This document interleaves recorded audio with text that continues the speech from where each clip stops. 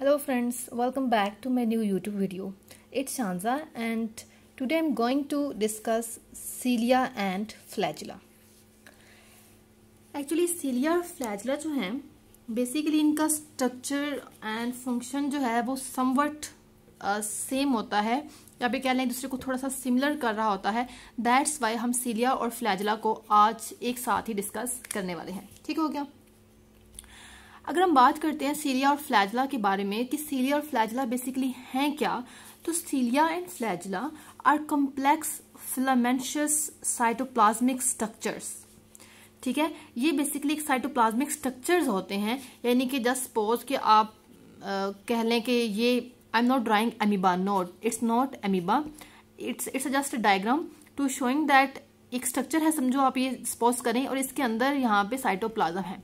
तो ये basically cilia और flagella भी कुछ इसी तरह से हैं कि ये साइटोप्लाज्मिक स्ट्रक्चर्स हैं जो कि किसी भी सेल वॉल में से, यानी कि ये सेल है, इस सेल वॉल में से बाहर की तरफ जो है वो प्रोट्रूड कर रहे होते हैं, बाहर की तरफ उभार होते हैं, बाहर की तरफ निकले हुए होते हैं. तो ये ऐसे स्ट्रक्चर्स को हम यहाँ पे cilia और flagella कह रहे हैं. ठीक है, अगर हम फर्दर इनको देखें तो ये माइन्यूट बिल्कुल छोटे छोटे बारीक बारीक जो है स्पेशली डिफरेंशिएटेड अपेंडिसेस हैं किसी भी सेल की, जो सेल के आउटसाइड पे जो है वो प्रेजेंट होती हैं और आपको दिखाई दे रही होती हैं. ठीक है, फ्लैजिला अगर हम देखते हैं तो फ्लैजिला लॉन्ग जो है लंबे लंबे हेयर लाइक स्ट्रक्चर्स हैं that are used to move entire cells और substances along the outer surface of cell. अच्छा जी, अगर हम फ्लैजिला को सिंपल देखते हैं तो फ्लैजिला क्या होता है, ये एक लंबे लंबे जो है वो धागे आप कह लें, यहाँ पे आप कहें कि जिस तरह हमारे हेयर होते हैं इस तरह लॉन्ग स्ट्रक्चर्स होते हैं जो किसी भी सेल से बाहर जो है वो निकले हुए होते हैं. और इसका मकसद क्या होता है कि इसने सेल को एक जगह से दूसरी जगह जो है वो मूव करवाना है. तो इस तरह ये सेल जो है मूव करेगा इस डायरेक्शन में, किस वजह से, क्योंकि इसके ऊपर ये फ्लैजिला प्रेजेंट है. ओके जी, क्लियर हो गया.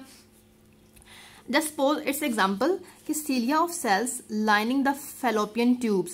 ठीक है, अच्छा जी, आप देखें कि फेलोपियन ट्यूब्स यानी कि फीमेल यूट्रस के अंदर की, फीमेल यूट्रस की जो फेलोपियन ट्यूब होती है कुछ इस तरह से आप देखते होंगे. ये देखें कुछ इस तरह से. तो ये आप यहाँ पे फेलोपियन ट्यूब जो देखते हैं ये फीमेल की यूट्रस होती है. ठीक है, यहाँ पे सर्फेस, यहाँ पे ओपनिंग है. तो ये जो आपने फेलोपियन ट्यूब देखी तो इसके जो सेल्स होते हैं उनमें cilia प्रेजेंट होता है. ठीक है, ये cilia क्या काम करते हैं कि ये ओवम को, यहाँ पे प्रेजेंट होती है ओवरी. ठीक है, इस ओवरी में से ओवम को यूट्रस के अंदर जो है फेलोपियन ट्यूब से पास करवा के जो चीज लेके जाती है वो चीज कौन सी है, तो वो फेलोपियन ट्यूब्स के सेल्स में प्रेजेंट cilia हैं जो क्या करवाते हैं उस ओवम को जो हमारी प्रेजेंट होती है ओवरी, वहां से मूव करवाते हैं, फेलोपियन ट्यूब पास करवा के और यूट्रस तक उसको पहुंचा देते हैं. ठीक हो गया.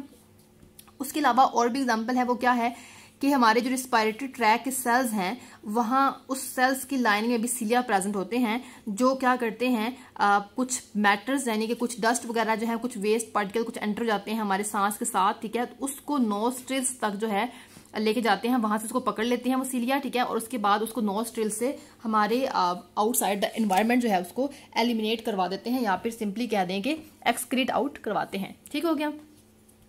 देन हम बात करते हैं कि cilia. अब जो सीलियम वर्ड है सिंपली अगर हम देखते हैं तो सीलियम वर्ड जो है इसका मतलब होता है आई लैश. अब सोचें कि हमारी आई लैशेज कितनी बारीक, कितनी पतली और कितनी छोटी सी होती हैं. ठीक है, तो सीलियम बिल्कुल उसी तरह से हैं, तो हम इसलिए सीलियम को कहते हैं कि ये आई लैश है.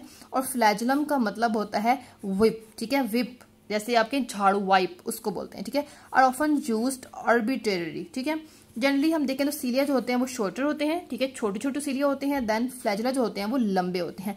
जस्ट सपोज कि ये cilia है तो ये हमारे पास फ्लैजिला होते हैं. ठीक हो गया. cilia जो है प्रेजेंट होते हैं on the surface of cell in much greater number. cilia cells often has 100 of cilia but flagella cell have a single flagellum. जी बिल्कुल. अब यहाँ पे क्या है, नंबर की बात हो रही है. आपने अक्सर देखा होगा कि उन सेल्स, जिन सेल्स के ऊपर cilia लगा होता है, लाइक ये देखें cilia लगा हुआ है, तो वो बहुत ज्यादा नंबर में प्रेजेंट होते हैं. ठीक है, बहुत ज्यादा अमाउंट में cilia होंगे तभी वो मूवमेंट करवाते हैं. बट फ्लैजिला जो होता है, फ्लैजिलम की अगर हम बात करते हैं तो सिंगल एक, आप देखें कि ये देखें इस तरह से सेल है तो इसके यहाँ पर जो है वो एक सिंगल फ्लैजिलम लगा होता है, तो ये मूवमेंट करवा लेता है.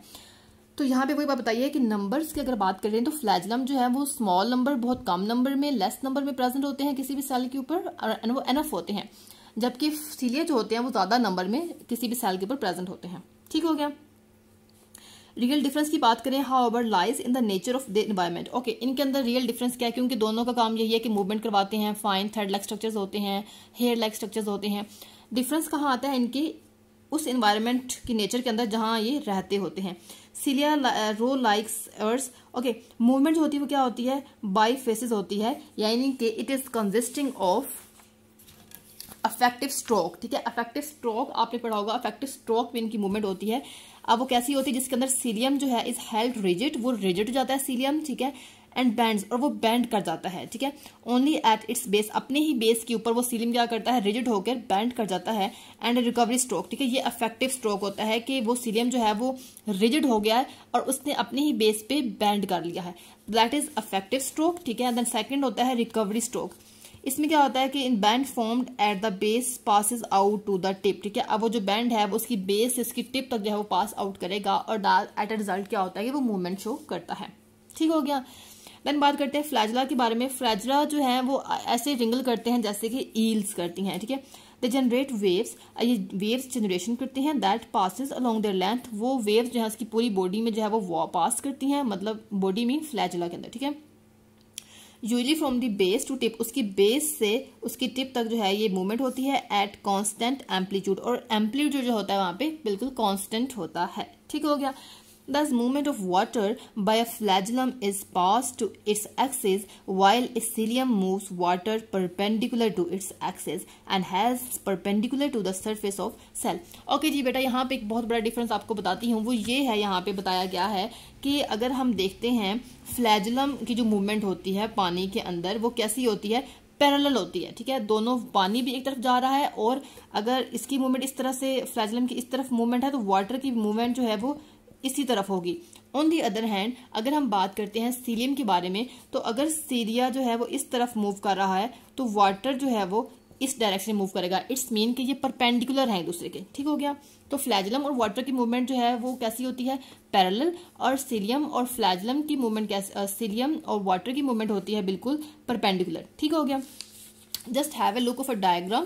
ये आपको डायग्राम नजर आ रही होगी फ्लैजला की, तो ये देखें डायरेक्शन ऑफ मोशन है, ये फ्लैजला, ये देखें इसको फ्लैजला नजर आ रहा है, तो इस तरह इसकी मूवमेंट हो रही है। ये आपको सीलिया नजर आ रहा है, देखें इसकी पूरे सेल के ऊपर कितने ऑलमोस्ट हंड्रेड्स ऑफ सीलिया जो है वो यहाँ पे 100 ऑफ सीलिया जो यहाँ पे फाउंड है। ठीक है, यहाँ पे देखिए सिर्फ एक सिंगल जो है वो फ्लैजलम प्रेजेंट है। ठीक हो गया। So it's a diagram of flagella versus cilia. Then अगर आप देखें यहाँ पर ये आपको इंटरनल डायग्राम दिखाई गई है। ठीक है, आपको मैं यहाँ पे इसको फर्दर एक्सप्लेन करती हूँ। दोनों का ऑलमोस्ट इंटरनल स्ट्रक्चर होता है बिल्कुल सेम होता है, जिसमें आप देखें यहाँ पे 1 2 3 4 5 6 7 8 9। ठीक है, 9 पेयर्स इस साइड जो है अंदर प्रेजेंट हो गए आपको, लेकिन फर्दर मैं आपको पहले एक्सप्लेन कर देती हूँ। ठीक है, स्ट्रक्चर में देखेंगे अगर आप तो क्या नजर आएगा कि सीलिया और फ्लैजला जो होता है वो कॉमन फंडामेंटल प्लान, बिल्कुल सेम फंडामेंटल प्लान के ऊपर बने होते हैं, दोनों का ऑलमोस्ट सेम होता है अंदर से। ठीक है, बंडल ऑफ माइक्रोट्यूब्यूल्स जिसको हम सिंपली एक्सोनीम भी कहते हैं। ठीक है, जिसकी लेंथ 1 to 2 नैनोमीटर होती है और डायमीटर 0.2 माइक्रोमीटर होता है। ये एक मेम्ब्रेन से जब सराउंडेड होती है, that is a part of plasma membrane. ठीक है, जो कि प्लाज्मा मेम्ब्रेन का ही पार्ट है। अब होता क्या है कि axoneme is connected with bezel body. अब जो एक्सोनीम है उसने बेजल बॉडी से कनेक्टेड हुआ होता है, बिल्कुल जुड़ी हुई होती है, which is an intracellular granular line in the cell cortex which originates from the centrioles, और वो सेंट्रियोल से जो है बेसिकली वो सेंटर से ओरिजिनेट की होती है। अब हर एक्सोनीम जो होती है वो सिलरी मैट्रिक्स से जो है वो फिल हुई होती है, यानी कि उसके अराउंड सीलिया प्रेजेंट होते हैं, which are embedded to central singlets, जिसके अंदर 2 सेंट्रल सिंगलेट्स जो है वो एम्बेडेड हुए होते हैं, यानी कि माइक्रोट्यूब्यूल्स की बात कर रही हूँ। ठीक है, और हर के पास क्या आता है कि हमारे पास बीटा प्रोटोफिलामेंट्स प्रेजेंट होते हैं 13। ठीक है, 13 प्रोटोफिलामेंट्स होते हैं और 9 पेयर होते हैं माइक्रोट्यूब्यूल्स के, जैसे मैंने आपको बताया, इसको बोलते हैं आप डबलेट्स, यानी कि 9+2 पैटर्न भी सिंपल कह सकते हैं आप इसको। ठीक है, ये किस तरह से 9+2 पैटर्न हुआ, ये 9 पेयर है यहाँ पे माइक्रोट्यूब्यूल्स के। ठीक है, और ये एक पेयर अंदर प्रेजेंट है, इसलिए हम इसको बोलते हैं 9+2, जिसको हम सिंपली डबलेट भी कहते हैं। ठीक हो गया। Each doublet contains one complete microtubules called the A subfiber। अब हर डुबलेट के अंदर क्या होता है कि एक जो है कंप्लीट माइक्रोट्यूब्यूल्स प्रेजेंट होते हैं, जिसको हम सिंपली A सबफाइबर भी कहते हैं, containing all 13 प्रोटोफिलामेंट्स। अब हर एक ए सा फाइबर के साथ जो है वो बी सा फाइबर प्रेजेंट होता है, जिसमें 10 प्रोटोफिलामेंट्स प्रेजेंट होते हैं। अब सा फाइबर ए के पास 2 डाइन आर्म होती हैं which are oriented in clockwise direction. आप डाइन आर्म देखेंगे यहाँ पर आपको नजर आएगी, ये देखें जी आपको नजर आ रहा है, तो ये आपको डाइन आर्म नजर आ रही है, ठीक है, जिसकी क्लॉकवाइज डायरेक्शन आपको बताई गई है, ठीक है। डाइनिन की अगर बात करें तो ये एक एटीपेज होता है जो एनर्जी को कन्वर्ट कर देता है, ठीक है, जो कन्वर्ट करता है एनर्जी को, जो एटीपी हाइड्रोलिसिस से रिलीज हुई थी। मैकेनिकल वर्क जब हुआ था सिलिया और फ्लैजला ने जब बीट किया था ऐसे ऐसे करके, तो उसके रिजल्ट में एटीपी से जो एनर्जी रिलीज हुई, तो वो डाइनिन जो है वो एक एटीपी है जो कि एनर्जी जनरेट करवा रहा है, ठीक है। उसके बाद जितने भी सब फाइबर ए हैं बेटा वो सेंट्रल माइक्रोट्यूब्यूल के साथ भी कनेक्टेड है और रेडियल स्पोक के साथ, ठीक है। लाइक आप देखें इन cilia and flagella have pair of microtubules so that overall structure होता है, इसको हम सिंपली 9+2 एक्सोनीम कहते हैं। आप ये देखें तो यहाँ 9 पेयर्स हैं, ये सारे पेयर्स जो हैं वो सेंट्रल के साथ इससे अटैच हुए हैं, तो ये है वो रेडियल स्पोक जिसके थ्रू आप सिंपली कहिए कुछ इस तरह से अटैच हुए हैं, तो ठीक है, ये आपको अटैचमेंट इस तरह से नजर आएगी, ठीक है। और यहाँ पे इनर शीट भी प्रेजेंट होती है, ठीक है। यहाँ पे आप बी और ए ट्यूब्यूल जो मैं आपको बता रही हूँ डबलेट जिसको हम सिंपली बोलते हैं वो भी नजर आ रहा है। ये आपके पास डाइनिन आर्म है, ठीक है, ये सेंट्रल माइक्रोट्यूब्यूल है जिसके साथ सब पेयर्स ने अटैच होना है, और ये हमारे पास जो बायोप्सी मेम्ब्रेन जिसने सराउंड किया हुआ है जिसको हम सिंपली कहते हैं कि ये हमारे पास प्लाज्मा मेम्ब्रेन है, ठीक हो गया। उसके बाद हम बात करते हैं कि हमारे पास फंक्शन क्या होता है सिलिया का और फिर फ्लैजला का। सिलिया का फंक्शन क्या होता है कि ये लोकोमोशन के लिए यूज होते हैं आइसोलेटेड सेल के अंदर। आइसोलेटेड मीन कोई अकेला सेल है तो उसके अंदर यूज होगा।